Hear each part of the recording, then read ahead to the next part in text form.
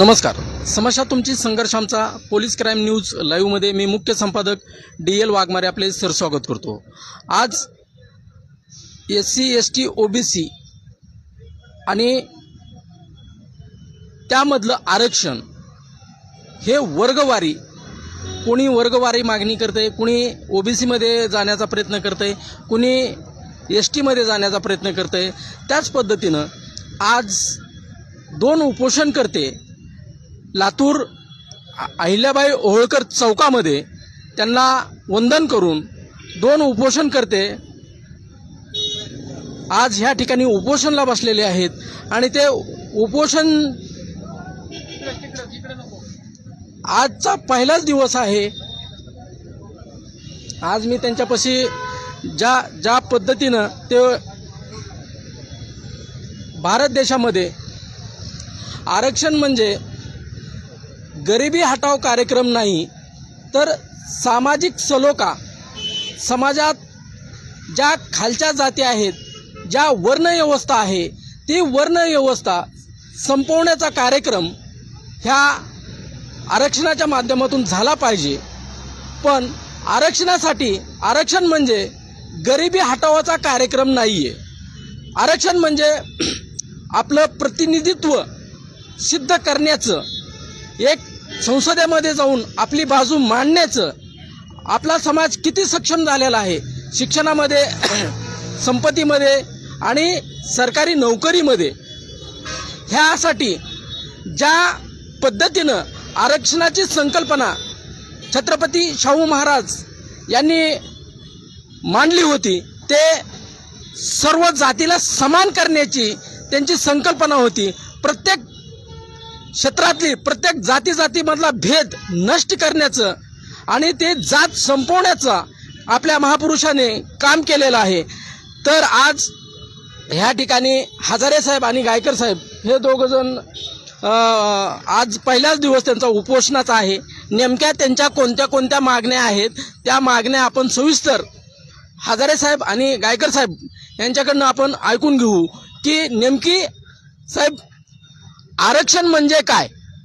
आरक्षण म्हणजे तुम्ही म्हणला तसं हे काही गरिबी हटावचा कार्यक्रम नाही.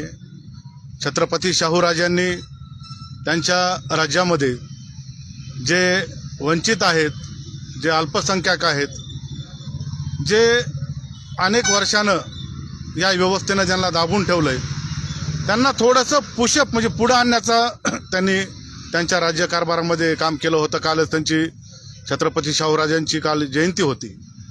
खरं तर तोच वारसा, तोच विचार अनिल गोयेकर आणि मी चंद्रकांत हजारे आम्ही या ठिकाणी तो विचार घेऊन पुढे चाललेलो आहोत की आम्हीच नाही तर आमच्या आधी अनेक आमच्या समाजातील लोकांनी नव्हे तर काही तरुण कार्यकर्त्यांनी आपल्या जीवाची आहुती दिली, प्राण दिले. अनेकांनी आतापर्यंत या आरक्षणासाठी फार मोठा संघर्ष केला आहे, परंतु कुठल्याही सरकारने म्हणावी तशी यांची गंभीरपणे दखल घेतली नाही. का यांना वाटत नाही का हा वंचित समाज दऱ्याखोऱ्यामध्ये राहणार आहे, याला थोडं एक त्याचं शहरीकरण व्हावं, थोडं पुढं यावं आणि जे आपण सर्वसमावेशक यावं, यांना वाटत नाही काय. परंतु यांनी या समाजाला आहे त्या ठिकाणी ठेवून म्हणजे हा घोंगडी विणणारा, घोंगडी पांघरणारा समाज आहे, यांच्यावर आणखीन एक घोंगडी टाका असं यांचं मत तयार झालंय. आणि फक्त सत्तेसाठी, राजकारणासाठी यांच्या मताचा त्यावेळेस. आता नेमकी तुमची मागणी काय आहे. आमची मागणी तर खरं तर हा मागणी नाहीये, कारण की अंमलबजावणी आहे. घटनेमध्ये डॉक्टर बाबासाहेब आंबेडकरांनी ऑलरेडी हे धनगर समाजाला एसटीचं आरक्षण दिलेलं आहे. कोणत्या कलमानुसार दिले. ती 36 या कलमावर हे आहे. परंतु धनगर आणि धनगड असा अपभ्रंश झालेला आहे. आणि जर आपण पाहिलं, हिंदी भाषिक जे लोक असतात त्यांचा रचा उच्चार हा त्यांना करता येत नाही, ते रला ड म्हणतात. जसं बलराम जाखड आहेत, आपण त्यांना जाखड म्हणतात. गंगाखेडे, काही लोक गंगाखेर म्हणतात. असे अनेक ठिकाणी शब्दाचा आणि असा हा झालेला आहे. परंतु आणि हे सगळं माहीत असताना या राजकीय लोकांना जाणूनपूर्वक हे पुढं आणून यांना दाबण्याचं काम केलेलं आहे. यांचा प्रश्न कसा सुटणार नाही याचं यांनी वेळोवेळी दखल या लोकांनी घेतली आणि आम्हाला या विकासापासून, या आरक्षणापासून, एसटीच्या आरक्षणापासून वंचित ठेवलेलं आहे. नसता या समाजाच्या आज कितीतरी आमदार तुम्हाला दिसले असते, लोकसभेमध्ये सदस्य दिसले असते. हा समाज लोकशाहीमध्ये सत्तेमध्ये येऊ नये ही भावना आहे. म्हणजे तुम्हाला असं म्हणायचं आहे की प्रत्येक राजकीय पक्षाने फक्त मतासाठी ह्या समाजाचा वापर केलेला आहे. 100% ते वेळोवेळी आपल्याला हे दिसून आलंय. आपण पाहताय की प्रत्येक सरकार एक 5-6 महिने जर निवडणुका आल्या की फार मोठं आश्वासन देतं, आम्ही तुम्हाला दिलं 100% दिलं म्हणताय, आणि एकदा सत्तेत बसले की सगळा त्यांना विसर पडतो आणि पुन्हा समाज आहे त्या ठिकाणी पुन्हा आंदोलनं, पुन्हा मोर्चे काढण्यासाठी हा समाज मोकळा असतो. बरं, ज्या पद्धतीनं तुम्ही आरक्षणाच्या मागणीसाठी ह्या ठिकाणी उपोषणाला बसलेला आहात, फक्त तुमचा एकच शब्द आहे धनगर आणि दनगड. ह्या शब्दाचं म्हणजे नेमकं कशा पद्धतीनं त्याच्यामध्ये त्या सरकारने भूमिका घेतली पाहिजे, पण सरकार आतापर्यंत ती भूमिका का घेतलेली नाही? असे धनगर बांधवामध्ये सक्षम नेतृत्व नाही का की बाबासाहेब विश्वरत्न महामानव डॉक्टर बाबासाहेब आंबेडकर यांनी 1950 साली SC ST OBCला आरक्षण दिलेलं आहे. 1950 पासून आज तागायत धनगड त्या शब्दाची चूक दुरुस्त करण्यासाठी आज भारतीय संविधानामध्ये काही ज्या काही हे शब्दाचे खेळ मांडलेले आहेत राजकीय लोकांनी, जाणून बुजून मांडलेले आहेत का? की जाणून बुजून की आपल्या देशाची भाषा हिंदी भाषा आहे, राष्ट्रीय भाषा हिंदी आहे, त्या हिंदीचा शब्द असा आहे आपल्याला वाटतो का?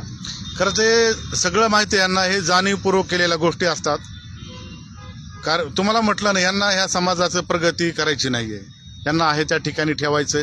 एक लक्षात घ्या ना, या धनगर समाजाचं जर लोकसभेमध्ये खासदार असतील, आमदार असतील, तर मग ह्या लोकांनी जायचं कुठं?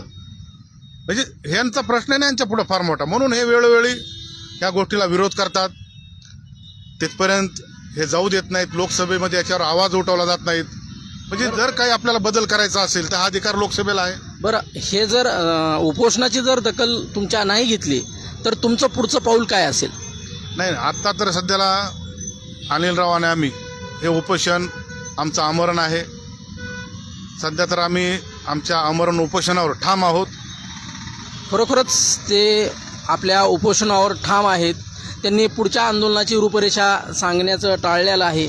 खरोखरच ह्या महाराष्ट्रामध्ये ज्या पद्धतीनं आरक्षणाच्या नावाखाली जातीमध्ये तेढ निर्माण होताना दिसत आहे.